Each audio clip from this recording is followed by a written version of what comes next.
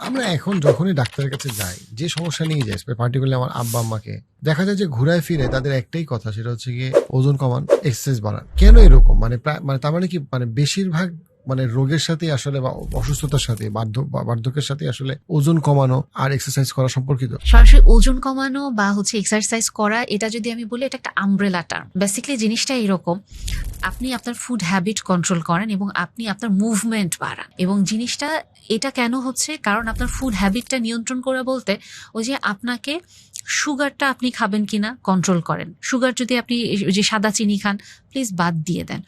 এটার পাশাপাশি অনেকেরই আমাদের বেশি খাওয়ার একটা প্রবণতা থাকে। ভাত আমরা সমানে খেতেই থাকি, আমরা মানে ভাবি যে ফল খুব ভালো, ফলও সমানে খেতেই থাকে একেবারে ধরে ধরে, কিন্তু এগুলো তো প্রত্যেকটা গ্লুকোজ তৈরি করতেছে।